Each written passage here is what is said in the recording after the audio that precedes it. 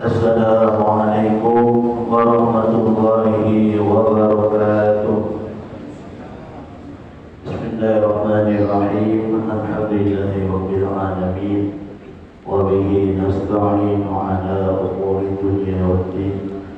Wassalatu wassalamu ala asyrafil anbiya'i wal mursalin Sayyidina Muhammadin wa ala alihi wa sahbihi ajma'in. Amma ba'du.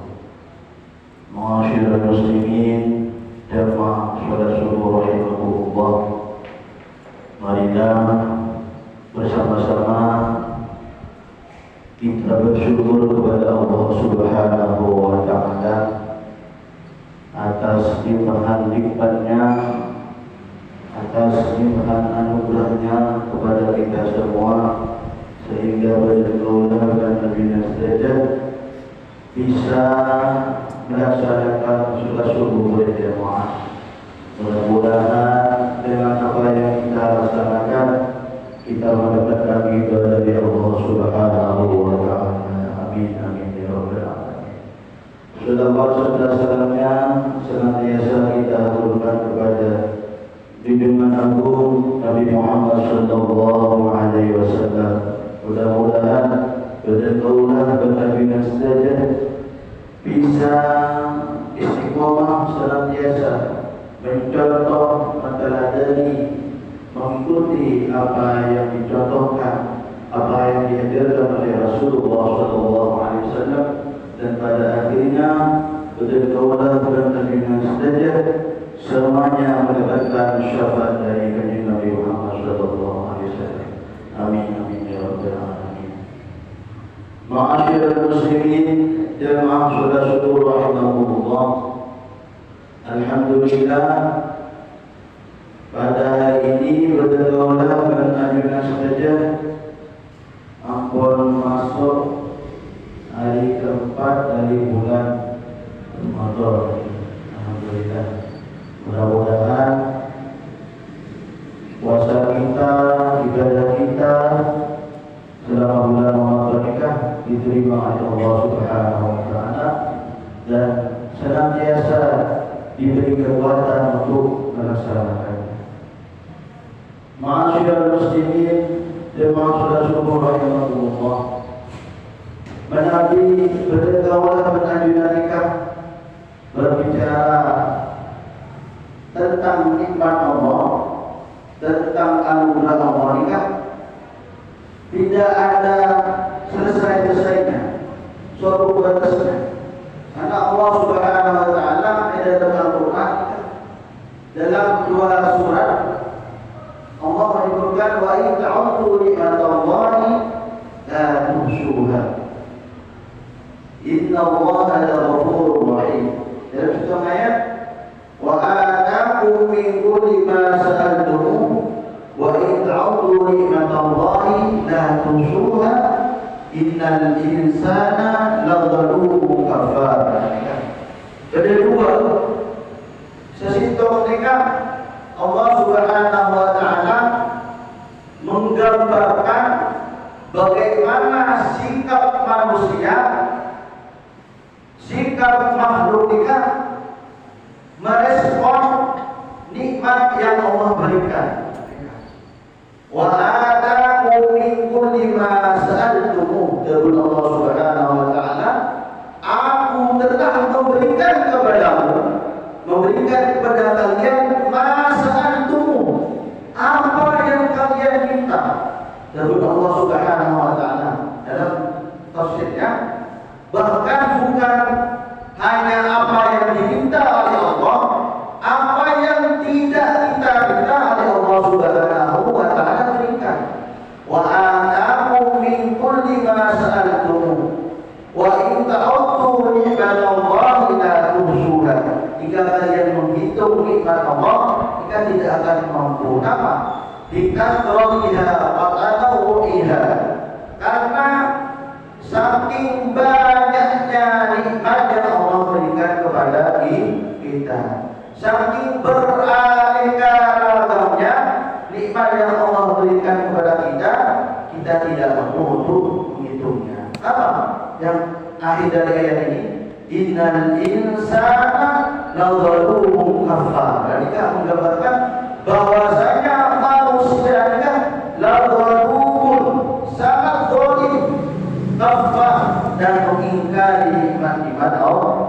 Nikah dalam ayat nikah, surat nikah menggambarkan bagaimana manusia mengingkari, manusia zalim terhadap nikmat-nikmat Allah yang Allah berikan. Padahal di awal ayat Allah memberikan apa yang kamu minta.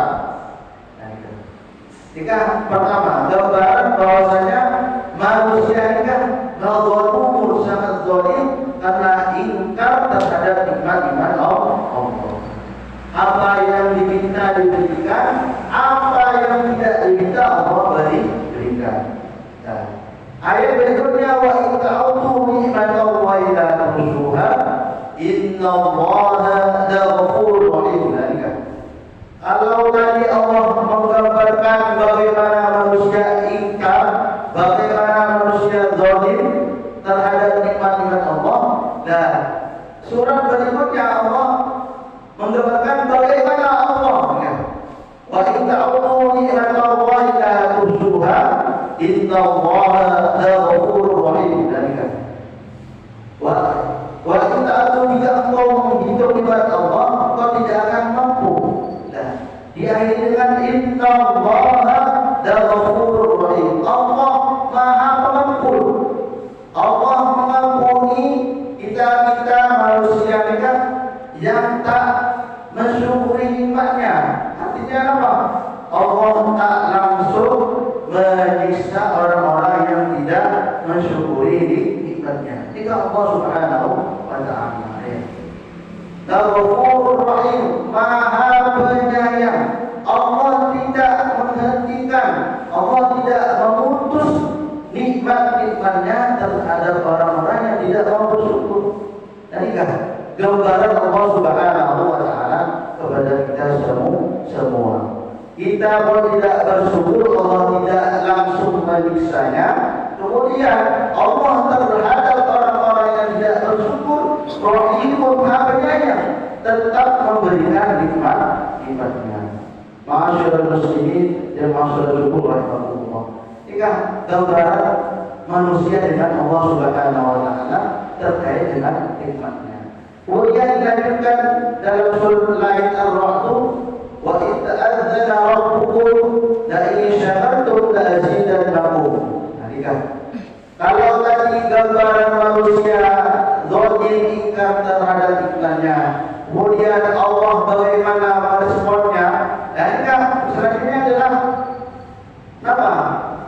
Akibat orang yang bersyukur bagaimana, orang yang tak bersyukur bagaimana. Maka Allah memaklumkan wa idh adzana rabbukum la in syakartum la azidannakum. Nabi berkata bersyukur atas nikmat Allah, maka apa kata Allah? La azidannakum, maka aku akan tambah, syukur akan aku tambah nikmat-nikmat yang Allah berikan kepada kita semua. Tapi wala in kafartum inna azabi lasyadid. Apabila kita ingkar, tidak mau bersyukur kepada Allah, maka kata Allah, inna azabi lasyadid, sungguh siksaku adalah sangat pedih sekali. Ma'asyiral muslimin dan ma'asyiral syukur rahimahullah. Artinya apa? Apa yang kita lakukan respon terhadap nikmat Allah ini kan hakikatnya sejatinya kembali kepada diri kita sendiri. Apabila kita bersyukur, maka kebaikan itu akan kembali kepada kita sendiri. Sebaliknya apabila kita ingkar, maka mudaratnya itu akan kembali kepada kita sendiri. Oleh Allah Subhanahu wa ta'ala dijelaskan ayat selanjutnya, wa qala Musa in takfuru antum wa fil ardi jami'an fa inna Allaha laghaniyyun hamid. Allah berkaitan dengan Bani Israil. Nabi Musa berkata, wa qala Musa in takfuru, Nabi rusak jika kalian ingkar tidak mau bersyukur, bahkan wa fil ardi jami'an, bahkan semua makhluk yang ada di bumi ini tidak mau bersyukur, maka apa? Inna furu'atu wa fil ardi jami'an fa inna Allaha la waliyyun hamidna. Maka sesungguhnya Allah itu maha kaya, waliyun hamidun, maha terpuji. Maka Allah tidak akan terkurang sedikit pun kebaikannya ketika kita tidak bersyukur kepada Allah Subhanahu wa ta'ala. Sebaliknya kita ketika bersyukur tidak akan menambah. Kenapa? Sejatinya kebaikan itu ketika kita bersyukur akan kembali kepada kita sendiri. Dan sebaliknya ketika kita tidak bersyukur, maka itu akan kembali kepada diri kita sendiri. Oleh sebab itu Allah tegaskan, fa inna Allaha la waliyyun hamid. Ma'asyiral muslimin dan ma'asyiral syukur rahimahullah. Dan kaitannya dengan salat bagaimana? Dan syukur mereka adalah salat itu adalah bentuk syukur kita kepada Allah Subhanahu wa ta'ala. Begitu banyak nikmat yang Allah berikan kepada kita, maka bagaimana bentuk syukurnya adalah dengan melaksanakan kewajiban yang Allah sudah berikan kepada kita, dengan meninggalkan apa yang dilarang oleh Allah Subhanahu wa ta'ala. Dan salah satu yang diwajibkan oleh Allah kepada kita adalah sholat, mengerjakan sholat. As-sholatu imaduddin. Sholat itu adalah tiang agama. Faman aqama faqad aqamaddin, wa man taraka faqad hadamadin. Barang siapa yang mengerjakan sholat, menegakkan sholat, maka sungguh dia menegakkan agama. Sebaliknya, barang siapa yang meninggalkan agama, meninggalkan sholat, maka sungguh ia menghancurkan agama. Ma'asyiral muslimin, jika sholat itu adalah tiang agama, kemudian sholat itu adalah rukun Islam, kemudian Islam ala khawsin, maka ketika kita bersaksi untuk menyaksikan, bersaksi bahwa jasanya Allah Subhanahu wa ta'ala adalah Tuhan yang berhak disembah, tidak ada Tuhan selain Allah, dan Nabi Muhammad sebagai utusannya, maka kita harus melaksanakan sholat. Jika bentuk kewajiban kita kepada Allah Subhanahu wa ta'ala.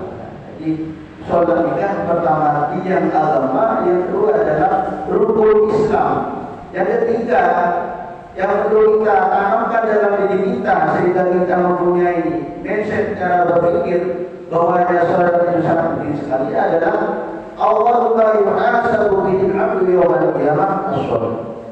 Nanti kita semuanya pasti akan mati. Tidak ada yang abadi. Kullu nafsin dha'iqatul maut. Pasti akan merasakan kematian. Tinggal menunggu apa? Di kulli ummatin ajal. Fa idza jaa ajaluhum la yastakhiruna sa'atan wa la yastaqdimun. Setiap umat, setiap individu mempunyai ajalnya masing-masing. Maka ketika datang tidak bisa dimajukan, tidak bisa dimundur. Tinggal menunggu waktunya saja. Nanti yang akan pertama kali dihisab oleh Allah Subhanahu wa ta'ala adalah sholat kita. Menapi sholat kita hingga bagus, maka amal-amal yang lain akan ikut bagus. Sebaliknya, menapi sholat kita hingga tak bagus, maka amal-amal yang lain akan juga tidak bagus. Jadi sangat penting sekali. Jika harus menjadi pemikiran kita, karena apa? Pemikiran kita akan pengaruh terhadap perilaku tindakan kita. Ma'asyiral muslimin, jemaah saudara syukur rahimakumullah. Terakhir, kita sebagai bahan renungan dalam surat Al-Infitar, Allah Subhanahu wa ta'ala menjelaskan, ya ayyuhal insanu ma dharraka bi rabbikal karim. Jika dalam hadis Allah Nabi Muhammad SAW menjelaskan, orang yang tidak menjaga sholat 5 waktunya, jika pagi dalam di hari kiamat akan dikuburkan wa kana yaumul qiyamati ma'a fir'aun wa haman wa khalaf. Nah, ini kan ayat ya ayyuhal insanu ma gharraka bikal ghar ini kan berkaitan dengan Ubay bin Khalaf. Dabur Allah ya ayyuhal insanu wahai manusia. Nah, asbabun nuzul ini kan berkaitan dengan Ubay bin Khalaf. Ya ayyuhal insanu ma gharraka. Nah, ini kan apa yang memperdayaimu, apa yang mempengaruhimu birabbikal karim, sehingga engkau ingkar, sehingga engkau tidak mau melaksanakan perintah Allah, sehingga engkau tidak mau melaksanakan perintah Allah, tidak mau menjauhi larangan-larangannya. Ingat, magharraka, apa yang memperdayaimu, apa yang memperdayai kita, apa yang mempengaruhi kita, sehingga kita tidak mau beribadah kepada Allah. Makanya disentuh ya Allah, birabbikal karim, dengan Tuhanmu yang maha mulia, dengan Tuhanmu yang maha dermawan. Diteruskan alladzi khalaqaka, disentuh ya Allah, zat yang menciptakanmu, zat yang menjadikan kita. Allahul ladzi khalaqakum tsumma razaqakum tsumma yumitukum tsumma yuhyikum, yang menciptakan kita, yang memberi rezeki kita, yang menghidupkan kita, yang mematikan kita, dikasih Allah Subhanahu wa Ta'ala. Maka kenapa?